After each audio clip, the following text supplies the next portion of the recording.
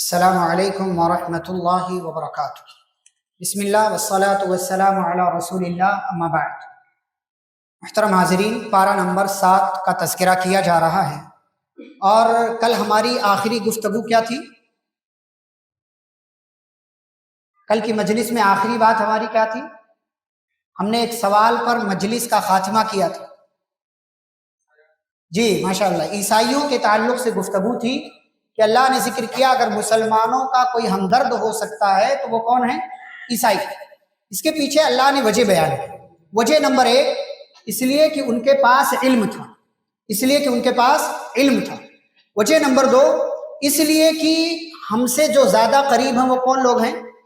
عیسائی، کیونکہ پیارے نبی صلی اللہ علیہ وسلم سے پہلے کون آئے؟ عیسیٰ علیہ السلام، تو ہم سے زیادہ قریب ہیں۔ تیسری وجہ یہ کہ وہ جو ہے ان کے درمیان اللہ نے کتاب نازل کی، انجیل نامی کتاب نازل کی۔ اور چوتھی وجہ یہ کہ ان کے درمیان علماء پیدا ہوئے، جو علماء ان کو انجیل کے ذریعے اللہ کے راستے کی طرف بلاتے تھے۔ اور پانچویں وجہ جو اللہ نے ذکر کی ہے، جہاں سے پارہ نمبر 7 کا آغاز ہوا ہے، فرمایا وَإِذَا سَمِعُوا مَا أُنزِلَ إِلَى الرَّسُولِ تَرَىٰ أَعْيُنَهُمْ، کہ ان پر جب اللہ کی آیتیں تلاوت کی جاتی ہیں تو ان میں سے بہت سے ہیں جو اللہ کے خوف سے رو دیتے ہیں اور ان کی آنکھوں سے آنسو بہتے ہیں اور وہ ایمان لے آتے ہیں۔ یہ کن لوگوں کا بیان ہے؟ کس کا؟ عیسائیوں کا۔ کس موقع کی بات ہے یہ؟ جب صحابہ ہجرت کر کے کہاں گئے؟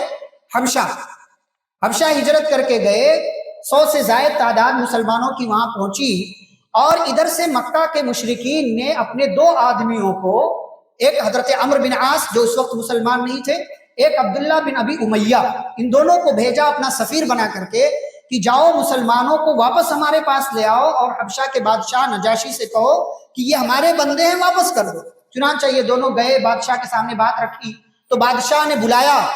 مسلمان خوف کھا گئے کہ ہمیں اس شہر سے نکال دیا جائے، تو مسلمانوں نے فیصلہ کیا کہ کوئی بھی معاملہ ہو ہم جھوٹ نہیں بولیں گے۔ چنانچہ ان لوگوں نے اپنا امیر بنایا حضرت جعفر رضی اللہ تعالیٰ۔ حضرت جعفر کون ہے؟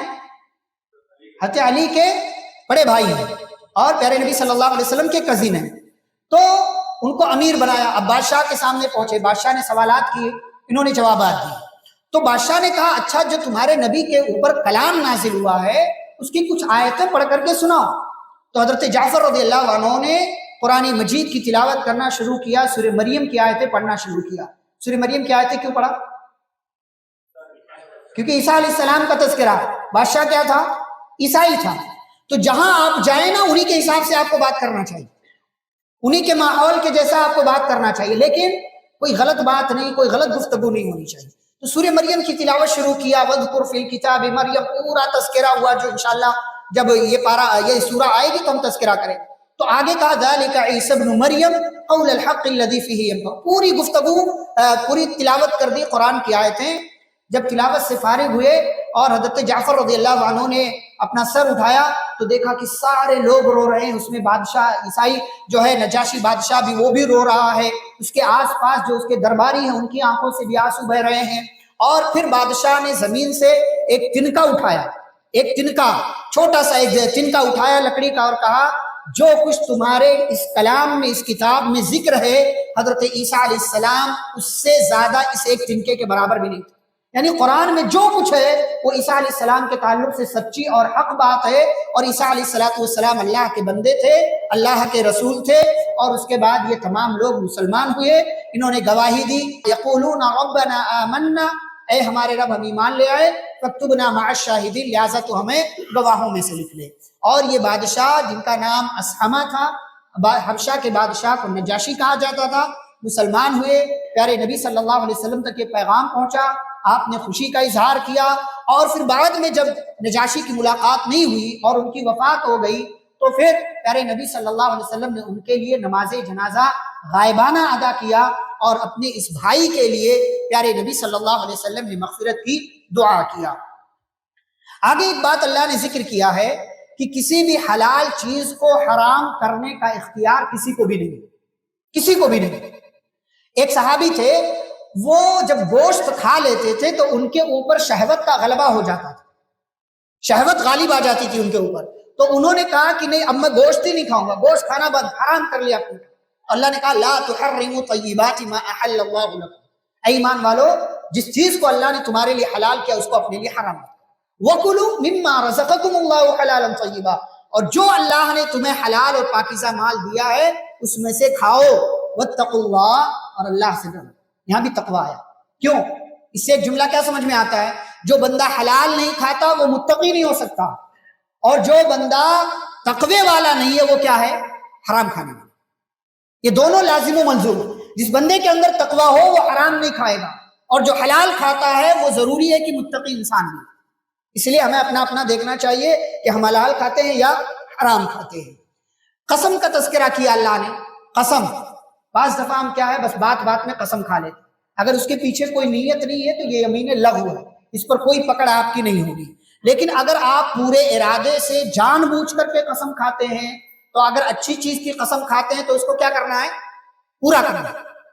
اور اگر کسی بری چیز کی قسم کھاتے ہیں تو اس کو پورا نہیں کرنا ہے.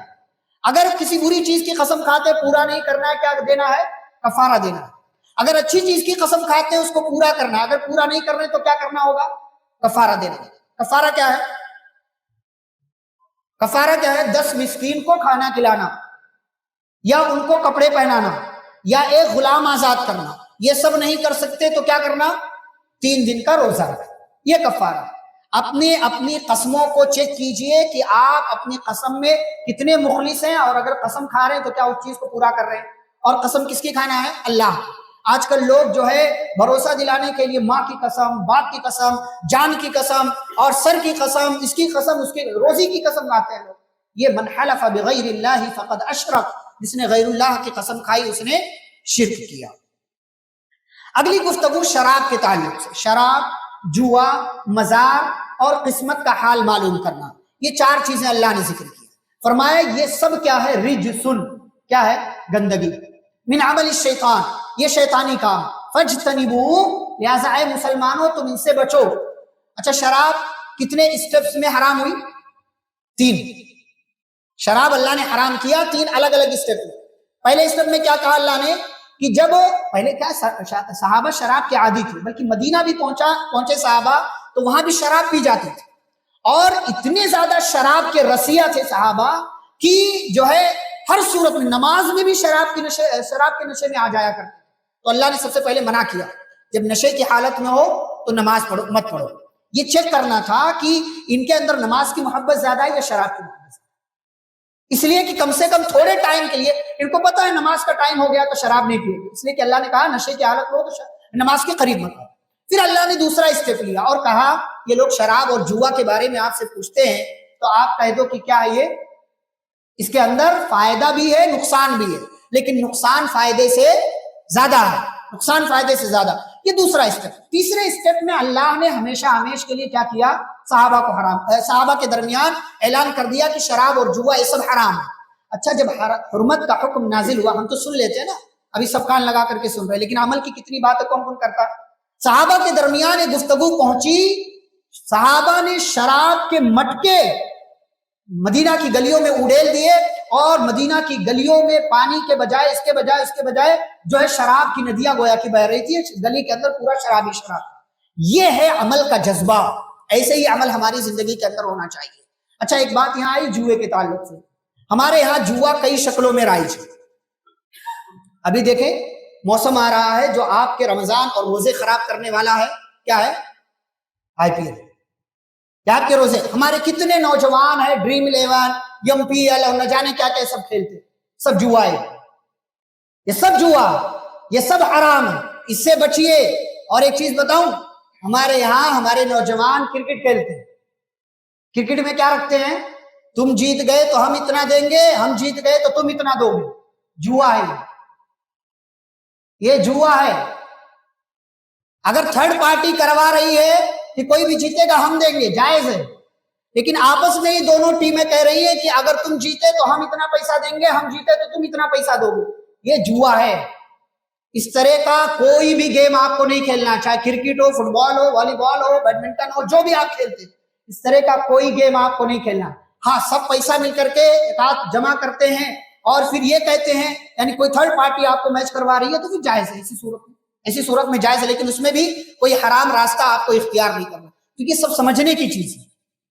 گیم کھیلیے، گیم کھیلنا منع نہیں. وہ گیم کھیلنا ایسا نہ ہو کہ آپ کا وقت برباد کر دے یا آپ کے اوپر حاوی ہو جائے یا آپ نماز چھوڑ دیں. کھیل سکتے ہیں بھائی، تھوڑی بہت جو ہے چستی پھرتی کے لیے اس طرح کے گیم آپ کھیل سکتے ہیں، لیکن وہ گیم جو جائز ہے، وہ گیم جو آپ کا وقت برباد نہ کرے، وہ گیم جس کے اندر جوا نہ ہو، وہ گیم جس کے اندر گیمبلنگ کا کوئی بھی مسئلہ نہ ہو، ایسا گیم آپ کھیل سکتے ہیں اور ایسا کرنا چاہیے. ہمارے یہاں لوگ شطرنج کھیلتے ہیں، حرام ہے، اس کے تعلق سے تو حرمت ہے، اس کے تعلق سے تو باقاعدہ فتویٰ ہے کہ آپ کو یہ نہیں کھیلنا ہے. تو جوے کے تعلق سے جانکاری حاصل کیجیے. کیا مسئلہ ہے؟ اللہ نے کیوں حرام کیا؟ فرمایا انما یرید الشیطان ان یوقع بینکم العداوہ، شیطان چاہتا ہے کہ تمہارے درمیان کیا کرے؟ دشمنی پیدا کر دے. اور دشمنی کس کی وجہ سے آتی ہے؟ شراب کی وجہ سے، جوے کی وجہ سے. بہت سے لوگ کہتے ہیں کیا مسئلہ ہے، تھوڑے وقت میں فائدہ زیادہ ہو جاتا تو جوا سے کیوں منع کیا گیا؟ تھوڑے وقت میں زیادہ فائدہ ہو جاتا لیکن تھوڑے وقت میں زیادہ نقصان بھی ہو جاتا. شراب بہت سے لوگ کہتے ہیں اس میں فائدہ ہے، ٹھیک ہے فائدہ ہے، لیکن اس کا نقصان فائدے سے بڑا ہوا ہے. اور یہ سب چھوڑیے، جب شریعت نے حرمت کا فتویٰ لگا دیا حرام، تو پھر اور آپ کے لیے چو چرا کی کوئی گنجائش باقی نہیں رہ جاتی ہے. تو یہ سمجھنے کی چیز ہے. اچھا ایک اور بات جانیے، گرچہ ہمارے ہاں یہ چیز نہیں ہوتی ہے، احرام کی حالت میں آپ حج پر گئے، عمرہ پر گئے، احرام آپ نے پہن رکھا ہے، احرام کی حالت میں شکار کرنا منع ہے. زمینی شکار، سمندری شکار آپ کر سکتے ہیں، احرام کیا احل لکم صید البحر، سمندری شکار کر سکتے، لیکن زمینی شکار آپ نہیں کر سکتے. اچھا آپ خود شکار نہیں کر سکتے، لیکن اگر کوئی شکار کرنے والا، یہ مسئلہ اتنا ہے کہ کوئی شکار کر رہا ہے، آپ کے سامنے سے کوئی جانور بھاگ کر کے گیا، شکار کرنے والا آتا ہے اور اس کی نظروں سے وہ جانور اوجھل ہو جاتا ہے، لیکن آپ نے دیکھا ہے کہ یہ جانور کس طرف گیا.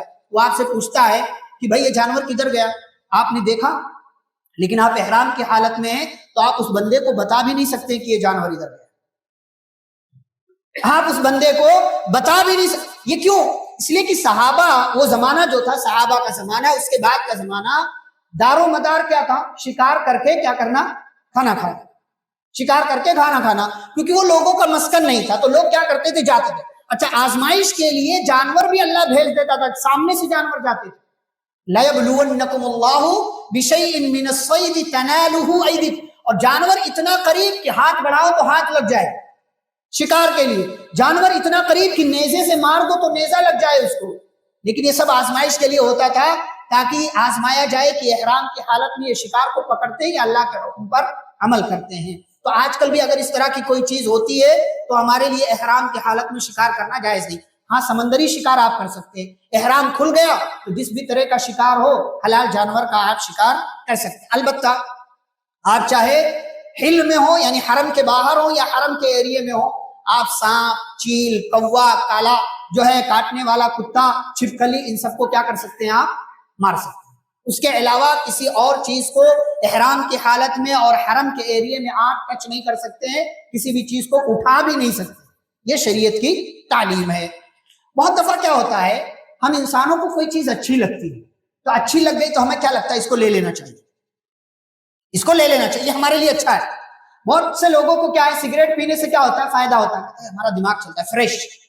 بہت سے لوگوں کو گانا اچھا لگتا ہے کہ دماغ تھوڑا ڈاؤن ہے، اپسیٹ ہے، پریشان ہے، گانا سن لیں گے موڈ فریش ہو جائے.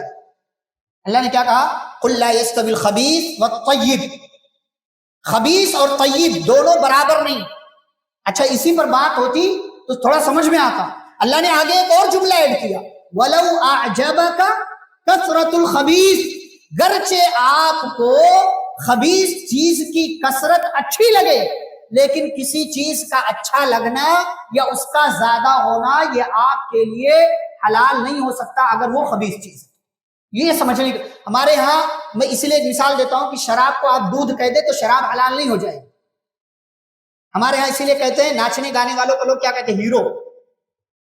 وہ ہیرو ہے، وہ ناچنے گانے والے، مجرا کرنے والے، اپنے جسم کی نمائش کر کے پیسے کمانے والے لوگ ہیں. وہ ہیرو نہیں ہے. وہ ہیرو ایک لفظ کو کتنے غلط استعمال میں لے کر کے چلے گا. ہاں ہمارے یہاں دیکھیں زنا کو کیا کہتے ہیں؟ ریلیشن شپ. بےہودے کہیں گے ریلیشن شپ ہے، زنا ہے، وہ یہ زنا ہے. ہم جنس پرستی جیسے مسائل کو جب کیسے کیسے انداز میں لے کر کے لوگ آ رہے ہیں. نام بدل دینے سے چیز کی حقیقت نہیں بدل جاتی. اب آپ موبائل کو لیپ ٹاپ ہو جائے گا یہ عجیب تماشا ہے.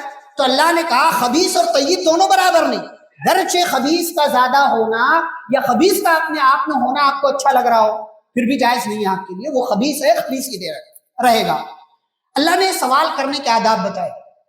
بہت سے لوگ سوال کرتے ہیں, تو میں کہتا ہوں جملہ جو کئی دفعہ میں اپنے اسٹوڈنٹس وغیرہ سے بھی کہتا ہوں, سوال کرنے والوں سے بھی کہتا ہوں کہ سوال کیجیے, وہ سوال جو ویلڈ ہو.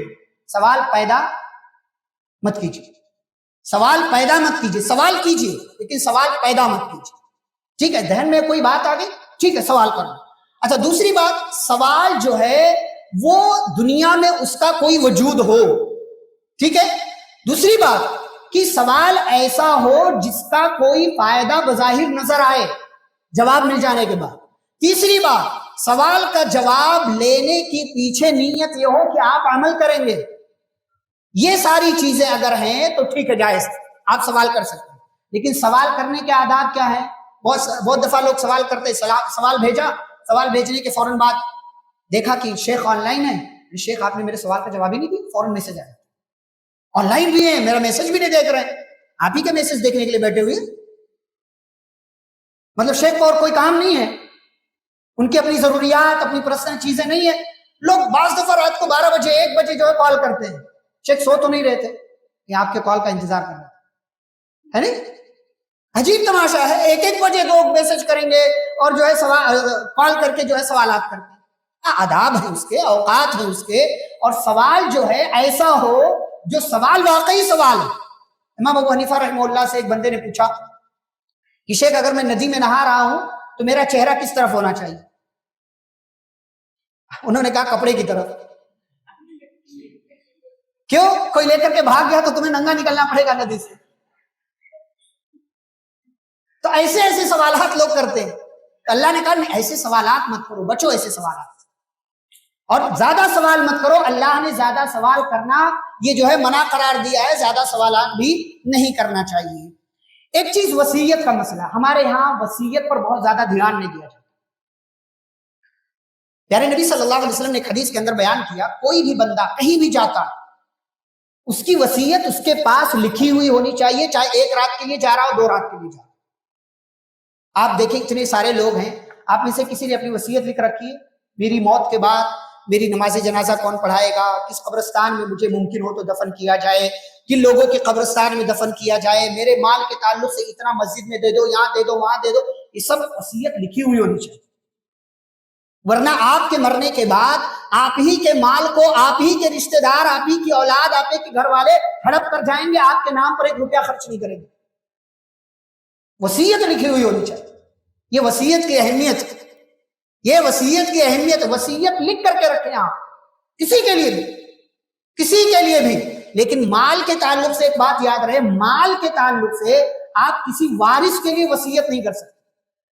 مثال کے طور پر آپ کو اپنی کسی بیٹے یا بیٹی سے زیادہ محبت ہے, آپ کے مرنے کے بعد وہ وارث بنے گا یا بنے گی, تو آپ یہ سوچیں کہ اس کو تو حصہ ملے گا لیکن تھوڑا اور اس کے لیے وصیت کر دوں, تو وصیت نہیں کر سکتے آپ, کیونکہ اس کو آلریڈی حصہ مل رہا ہے, اس کو پہلے سے حصہ مل رہا ہے. اچھا اگر آپ نے وصیت کر بھی دیا تو ایک غلط چیز کی وصیت ہے, اس پر عمل نہیں کیا جائے. اور کسی اور کے لیے آپ وصیت کر سکتے ہیں, مثال کے طور پر مسجد کے لیے, تو کتنے کی وصیت کر سکتے ہیں؟ 1/3 کی, زیادہ سے زیادہ 1/3, 100 روپے میں 33 روپیہ. سعد بن ابی وقاص رضی اللہ عنہ بڑے مالدار صحابی تھے. صحابہ میں سب سے زیادہ مالدار کون ہے؟ عبد الرحمن بن عوف رضی اللہ تعالیٰ. عثمان کا نام ہمارے ذہنوں میں آتا ہے, ان سے بھی زیادہ مالدار حضرت عبد الرحمن بن عوف رضی اللہ. عثمان رضی اللہ عنہ تو تھے ہی, بہت سے صحابہ بعد میں بہت مالدار ہوئے, بہت. زبیر بن عوام رضی اللہ عنہ اتنے زیادہ مالدار ہوئے بعد میں کہ ان کے مال کو گننے والوں کے ہاتھ میں چھالے پڑ گئے. جو ان کا مال سونے کے سکے جو گن رہے تھے نا, دینار, ان کے ہاتھوں میں گننے کی وجہ سے چھالے پڑ گئے تھے. اتنا زیادہ مال تھا ان کے پاس. اچھا عشرے مبشرہ میں جتنے صحابہ ان میں سے اکثر مالدار ہیں, ٹاپ 10 صحابہ جو ہے نا اکثر مالدار. مال کمانا غلط نہیں ہے, مال کمانا چاہیے. تو سعد بن ابی وقاص رضی اللہ عنہ بڑے مالدار صحابی تھے, بیمار ہوئے اور اس وقت ان کے پاس صرف ایک لڑکی تھی, صرف ایک لڑکی. تو ان کو یہ لگا اس بیماری میں مر جاؤں گا. میرے نبی صلی اللہ علیہ وسلم آئے تیمارداری کے لیے, تو انہوں نے کہا اللہ کے نبی میرے پاس بہت مال ہے, میں چاہتا ہوں کہ اس کو اللہ کے راستے میں دے دیں. تو آپ نے فرمایا نہیں, ایسا مت کرو, تو انہوں نے کہا 2/3 حصہ دے دیتا ہوں. نبی نے فرمایا نہیں. آپ نے فرمایا آدھا؟ کہا نہیں. کہا 1/3؟ کہا ٹھیک ہے 1/3 دے سکتے ہو، لیکن 1/3 بھی کیا ہے؟ زیادہ. 1/3 بھی زیادہ ہے، دے سکتے ہو 1/3. پھر آپ نے ایک جملہ، ایک اصول بتایا، إِنَّكَ أَن تَذَرَ وَرَثَتَكَ أَغْنِيَاءَ خَيْرٌ مِّنْ أَن تَذَرَهُمْ عَالَةً يَتَكَفَّفُونَ النَّاسَ. اپنی اولاد کو مالدار چھوڑ کر جاؤ، یہ زیادہ اچھا ہے بنسبت اس کے کہ اپنی اولاد کو محتاج چھوڑ کر جاؤ اور وہ لوگوں کے سامنے ہاتھ کرنا. اپنی اولاد کو مالدار چھوڑ کر جاؤ، اچھی بات ہے، لیکن اپنی آخرت کا بھی کچھ حساب کتاب کر لو. اپنے مال سے اپنی آخرت کو سنوارنے کی کوشش کرو اور وصیت کے مسئلے کو ہلکا مت لو. مائدہ کا تذکرہ آیا. مائدہ کا مطلب کیا بتایا گیا تھا کل؟ دسترخوان. عیسیٰ علیہ السلام کے جو ایمان لانے والے تھے ان کے اوپر، ان کو کیا کہا جاتا ہے؟ حواری. نبی صلی اللہ علیہ وسلم کے اوپر ایمان لانے والے کو کیا کہا جاتا ہے؟ صحابی. ان کو حواری. تو ایک مرتبہ ان لوگوں نے فرمائش کی عیسیٰ علیہ السلام سے، هل يستطيع ربك ان ينزل علينا مائدة من السماء. کہا اے نبی، کیا آپ کا رب ہمارے اوپر آسمان سے ایک دسترخوان کھانے سے بھرا ہوا نازل کر سکتا ہے؟ ایمان والے تھے. لیکن یہ سوال کیا تو عیسیٰ علیہ السلام نے اتقوا اللہ ان کنتم مؤمنین، اللہ کے بندو ایمان والے بھی ہو اور ایسی بات کر رہے ہو کہ اللہ نازل کر سکتا ہے کیا؟ کہا نہیں ہماری وہ نیت نہیں ہے، ہمارا ایمان ہے، بس ہم چاہتے یہ ہیں کہ دسترخوان آئے، اچھا اچھا کھانا رہے گا، کھائیں گے، اپنے دل کو اطمینان دیں گے، اور ہمیں یہ بھی پتا چل جائے گا کہ آپ واقعی سچے رسول ہیں، اور ہم گواہوں میں سے بھی ہو جائیں گے کہ یہ اللہ کے نبی ہیں، ان کے کہنے سے اللہ نے کھانا نازل کر دیا. کہا اچھا ٹھیک ہے. دعا کر دیا عیسیٰ علیہ السلام نے. کہا اللہ ربنا انزل علینا مائدۃ من السماء، اللہ دسترخوان نازل کر دے. اللہ نے کیا کہا؟ انی منزلها علیکم، نازل کر دوں گا. نازل کرنا میرے لیے مسئلہ نہیں ہے، لیکن فمن یکفر بعد منکم، اس دسترخوان کے نازل ہونے کے بعد اگر کسی نے کفر کیا تو اس کو ایسی سزا دوں گا کہ دنیا میں آج تک ایسی سزا کسی اور کو نہیں دی. مطلب اللہ تعالیٰ فرمائش بھی پوری کر رہا ہے، ساتھ میں کیا کر رہا؟ دھمکی بھی دے رہا ہے، ساتھ میں دھمکی بھی دے رہا ہے. اچھا اس کے بعد کی گفتگو نہیں ہے کہ اللہ نے نازل کیا کہ نہیں کیا. اب علماء کا اختلاف ہو، کسی نے کہا نازل کیا، کسی نے کہا نازل نہیں کیا. جن لوگوں نے کہا کہ نازل کیا تو اس میں کھانا کیا تھا جانتے؟ ان لوگوں نے کیا کہا؟ کھانا کیا تھا اس میں؟ مچھلی اور روٹی. مچھلی اور روٹی. کیا پتا چلا؟ آسمان سے جو کھانا آ رہا ہے ان کھانوں میں سب سے اچھا کھانا کیا ہے؟ مچھلی اور روٹی. اسی لیے ہم جنت میں جب جائیں گے تو ہمارا استقبال کس سے کیا جائے گا؟ جنت کی کلیجی سے. جنت کی کلیجی سب سے پہلا کھانا ہمیں دیا جائے گا. دنیا میں مچھلی کی کلیجی کھایا آپ نے؟ کھایا آپ نے مچھلی کی کلیجی؟ جنت میں مچھلی کی کلیجی ملنے والے. دعا کریں کہ اللہ ہم سب کو جنت میں داخل کرے. تو جن لوگوں نے کہا کہ جنت میں جو ہے آسمان سے دسترخوان آیا، انہوں نے کہا یہ تھا. لیکن جن لوگوں نے کہا کہ نہیں وہ دسترخوان نازل نہیں ہوا تھا، اس کے پیچھے انہوں نے دلیل بیان کی کہ ایسا انجیل میں کوئی بھی ایسی بات نہیں ہے عیسائیوں کے یہاں کہ ان کی کتابوں میں اس دسترخوان کا تذکرہ ہو. ظاہر سی بات ہے، اتنا بڑا مسئلہ اگر یہ دسترخوان نازل ہوا ہوتا تو ضرور ان کی کتابوں میں ہوتا، لیکن ان کی کتابوں میں اس دسترخوان کا کوئی تذکرہ نہیں ہے. اور ویسے بھی جب یہ دھمکی ان لوگوں نے سنا تو دھمکی سننے کے بعد کیا کہا؟ نہیں اب ہمیں دسترخوان کی ضرورت نہیں، کیونکہ اللہ نے کیا شرط رکھی تھی کہ اس دسترخوان کے نازل ہونے کے بعد ایمان پر باقی رہنا ہے. اور دوسری شرط اللہ نے رکھی تھی جو علماء نے بیان کیا ہے کہ کوئی اس کھانے کو اسٹور نہیں کر سکتا. کھانا ہے آج ہی کھانا ہے، کل کے لیے نہیں رکھنا اس کو. چھ لوگ ڈر گئے کہ نہیں بھائی ہم سے تو یہ نہیں ہو پائے گا، ہم اتنا صبر نہیں کر پائیں گے کہ آج ہی کھائیں کل کے لیے. آسمان سے کھانا آ رہا ہو اور کل کے لیے نہ رکھے، ایسا کیسے ہو سکتا ہے؟ تو بہرحال یہ دسترخوان ظاہراً جو لگتا ہے وہ یہ کہ یہ دسترخوان نازل نہیں ہوا تھا. یہاں پر سورۃ المائدہ مکمل ہوتی ہے، اس کے بعد سورۃ الانعام کا آغاز. انعام کا مطلب جانور، چوپائے. اس سورہ میں آگے چل کر کے کئی طرح کے جانوروں کا تذکرہ ہے جو پارہ نمبر 8 میں جو گفتگو آئے گی وہاں انشاءاللہ ہم ذکر کریں گے. اس کی ابتدا میں اللہ نے اپنی نعمتوں کا تذکرہ کیا ہے کہ اللہ نے آسمان بنائے، زمین بنائے، اور اس کے ساتھ اللہ نے کیا کہا جانتے ہیں؟ اللہ نے روشنی بنائی، اندھیرا بنایا. اگر صرف آسمان اور زمین ہوتے کوئی فائدہ نہیں. اللہ نے آسمان و زمین کو بنایا کس کے لیے؟ قرار اور چھت کے طور پر، تاکہ آپ ٹھہرنا آپ کے لیے آسان ہو زمین میں، اور آسمان آپ کے لیے چھت کا کام کرے. اور ساتھ ہی ساتھ اللہ نے اندھیرا بھی رکھ دیا، روشنی بھی رکھ دیا. کیوں؟ تاکہ آپ کیا کریں, اندھیرے میں آرام اپنے آپ کو پہنچائیں اور روشنی میں کام کر کے اپنے لیے روزی تلاش کریں. اچھا, پہلے کیا ہے, اندھیرا ہے کہ روشنی؟ کیا ہے پہلے اندھیرا, پہلے اندھیرا ہے پھر روشنی ہے. اسی لیے آپ جہاں اندھیرے روشنی کا تذکرہ اللہ نے کیا وہاں پہلے ظلمات کا لفظ لایا, پھر اس کے بعد نور کا لفظ لایا, پھر اس کے بعد نور کا لفظ لایا. تو پہلے اندھیرا تھا پھر روشنی ہے. حضرت عبداللہ بن عباس رضی اللہ تعالیٰ عنہ وغیرہ سے مروی ہے کہ پوری دنیا تاریک تھی, اللہ نے اس دنیا کے اندر کیا کیا, روشنی پیدا کی, روشنی پیدا کیا. اچھا, یہی سے اس بات کا انکار ہو جاتا ہے کہ جو بعض لوگ سوال کرتے ہیں کہ اللہ کو کس نے پیدا کیا, اللہ کو کس نے پیدا کیا. نبی نے فرمایا ایسا کوئی سوال ذہن میں آئے تو اعوذ باللہ پڑھ لو.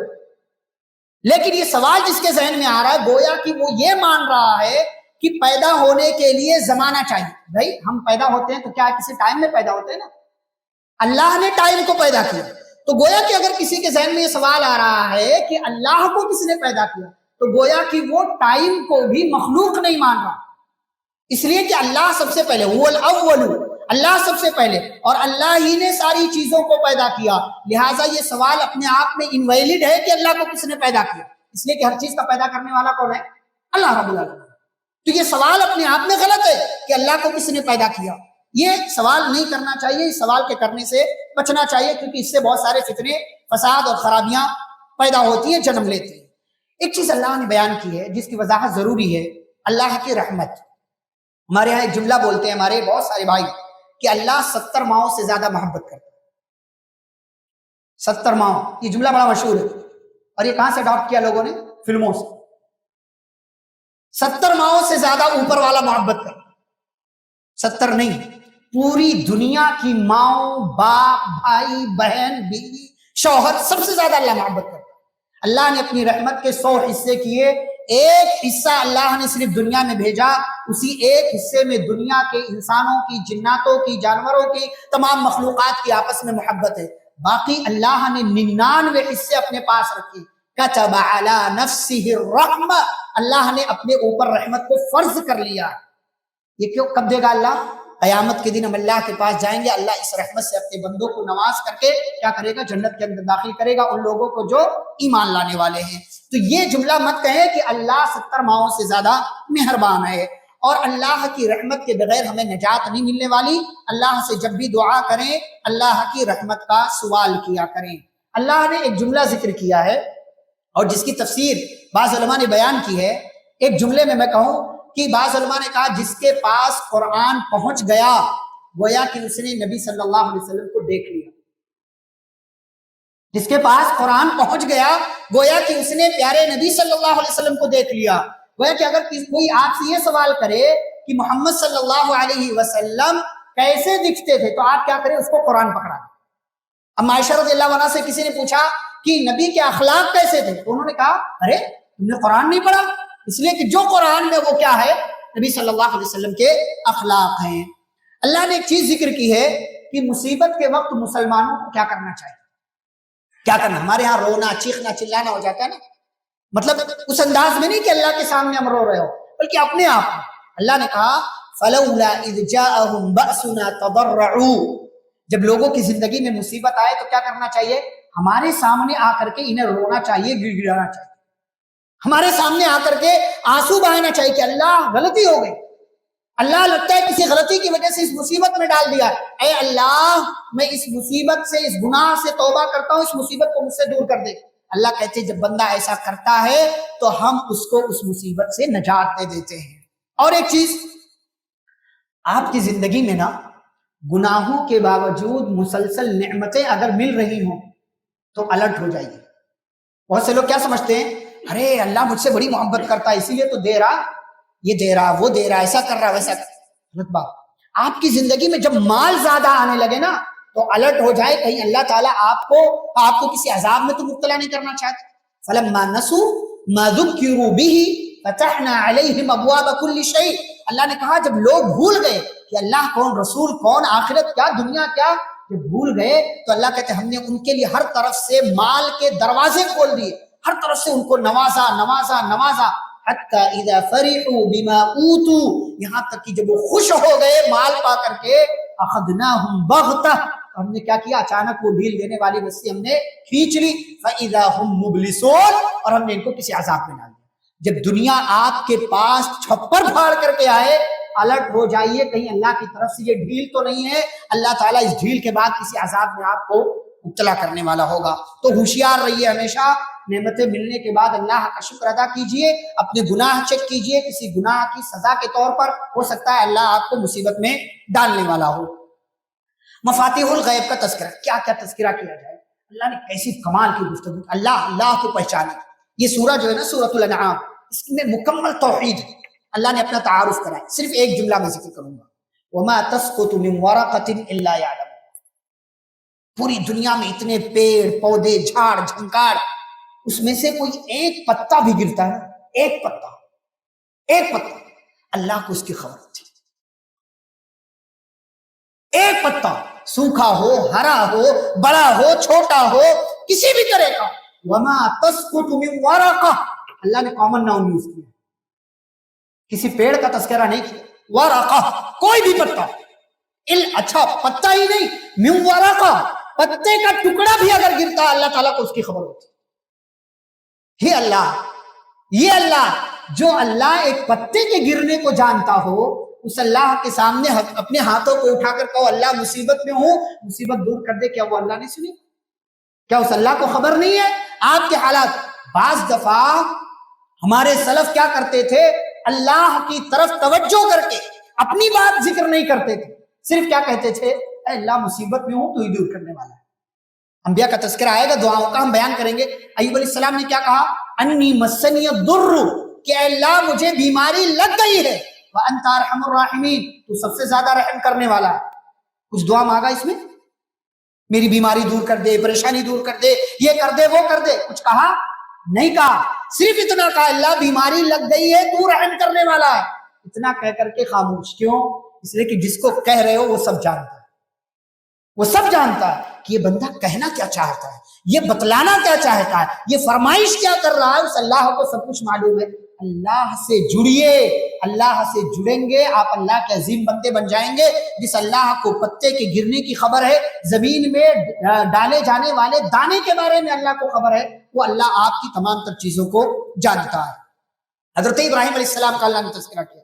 اچھا، حضرت ابراہیم علیہ السلام وہ نبی ہیں جن کو دنیا کے تمام مذہب والے اپنے آپ سے جوڑنا چاہتے ہیں، اور دنیا کی 2/3 سے زیادہ آبادی ان کو مانتی ہے، تسلیم کرتی ہے۔ یہودیوں نے کہا ابراہیم علیہ السلام یہودی تھے، عیسائیوں نے کہا ابراہیم علیہ السلام عیسائی تھے، بیوقوف لوگ ہیں۔ اللہ نے کہا ما کان ابراہیم یہودی ولا نصرانیہ، یہودیوں کا سلسلہ نصرانیوں کا سلسلہ جو ہے ابراہیم علیہ السلام بہت پہلے تھے، اور یہودیوں کا سلسلہ ابراہیم علیہ السلام کے بہت بعد سے شروع ہوا ہے۔ موسیٰ علیہ السلام بعد میں آئے، یعقوب علیہ السلام بعد میں آئے، عیسیٰ علیہ السلام بعد میں آئے، اس سے بہت پہلے ابراہیم علیہ السلام آ کر کے گزر گئے۔ یہ کہنا کہ ابراہیم علیہ السلام یہودی تھے، لیکن چونکہ عظیم اتنے ہیں اس لیے ہر کوئی اپنے آپ کو جوڑنا چاہتا ہے۔ کوئی بچہ کامیاب ہو جاتا ہے نا تو ہر انسٹیٹیوٹ والے اپنے انسٹیٹیوٹ سے اس کو جوڑتے ہیں، ہمارا بچہ یہ ہمارے یہاں سے پڑھا ہوا۔ کسی کے یہاں وہ بچہ 1 سال LKG میں رہا ہو نا تب بھی وہ لوگ جوڑتے ہیں، بچہ ہمارے یہاں پڑھتا ہے، یہ بچہ ہمارے یہاں، سارے لوگ کریڈٹ لے رہے ہوتے ہیں، سارے لوگ کریڈٹ لے۔ ایسے ہی ابراہیم علیہ السلام اتنے عظیم، ان کی عظمت کے لیے بات کافی ہے کہ نبی نے کہا ثم اوحینا الیک ان اتبع، کہ اے نبی صلی اللہ علیہ وسلم آپ کسی کے راستے کو اگر فالو کرتے ہیں تو وہ راستہ کس کا ہے؟ ابراہیم علیہ السلام۔ اسی لیے ابراہیم علیہ السلام کو اللہ نے کیا کہا؟ خلیل اللہ، اللہ کے خلیل ہیں۔ واتخذ اللہ ابراہیم خلیلا۔ اچھا، اللہ نے خلیل کیوں بنایا ان کو؟ 4 وجہ۔ نمبر 1، انہوں نے اپنا مال مہمانوں کے لیے وقف کر دیا۔ اچھا، ان کے گھر میں کوئی مہمان نہیں آتا تھا نا تو تلاش کرتے تھے کہ کوئی مہمان ہمارے گھر میں آئے، اسی مہمان کو ڈھونڈنے جاتے۔ دوسری وجہ، بیٹے کو اللہ کے لیے قربان کر دیا، اپنے بیٹے کو قربانی کے لیے پیش کر دیا۔ نمبر 3، اپنے دل کو اللہ کے حوالے کر دیا، اللہ نے جو کہا کر گئے۔ اور نمبر 4، شیطان کی پکڑ سے اپنے آپ کو دور رکھا۔ اس لیے اللہ نے کیا کہا؟ ابراہیم علیہ السلام اللہ کے خلیل ہیں۔ اور اللہ نے آگے ذکر کیا کہ یہی وہ نبی ہیں کہ اللہ نے ان کو اپنی کائنات کے اندر مشاہدہ کروایا، مشاہدہ ان کی جو قوم تھی جہاں یہ بھیجے گئے وہ لوگ ستاروں کی عبادت کرتے تھے, چاند کی, سورج کی عبادت کرتے تھے. تو ابراہیم علیہ السلام نے سب کو اگزامپل کے ذریعے سمجھایا, یہ ستارہ یہ رب ہے, یہ رب ہے. صبح ہوئی سورج ڈوب گیا, کہا یہ ڈوبنے والا رب ہو سکتا ہے, یعنی جو مر کر کے زمین میں چلا جائے وہ رب کیسے ہو سکتا ہے. چاند نکلا, کہا یہ میرا رب ہے, وہ بھی ڈوب گیا تو کہا میں ڈوبنے والوں کو پسند نہیں کرتا, اور اگر میرے رب نے مجھے ہدایت نہیں دی میں گمراہوں میں سے ہو جاؤں گا. سورج نکلا, بہت بڑا, پوری دنیا کو روشن کیا, یہ میرا رب ہے, یہ سب سے بڑا, وہ بھی ڈوب گیا. تو کہا یہ میری قوم کے لوگوں, یہ ہے جن کی تم عبادت کرتے ہو, ان کی حقیقت یہ ہے کہ یہ ڈوب جاتے ہیں, ہمیشہ یہ رہنے والے نہیں. میرا اللہ وہ ہے جس نے ان سب کو پیدا کیا اور جو ہمیشہ سے ہے ہمیشہ رہے گا. اور اسی لیے اس کے بعد اللہ نے توحید کی اہمیت بیان کی. دنیا میں امن چاہتے ہو, توحید کو اپناؤ. اپنے علاقے میں سکون چاہتے ہو, ایمان کو اپناؤ. اپنے علاقے میں یہ چاہتے ہو کہ کسی قسم کا فتنہ فساد نہ ہو, ایمان کو اختیار کرو. الذین آمنوا ولم یلبسوا ایمانہم بظلم اولئک لہم الامن وہم مہتدون. جو ایمان لے آئے, ایمان کے ساتھ ظلم یعنی شرک کو نہ ملائے, اللہ کہتے ہیں ایسے لوگوں کے لیے امن بھی ہے اور یہی لوگ ہدایت یافتہ ہیں. اس کے بعد اللہ نے شرک کا انجام بیان کیا. 18 نبیوں کا اللہ نے نام لیا.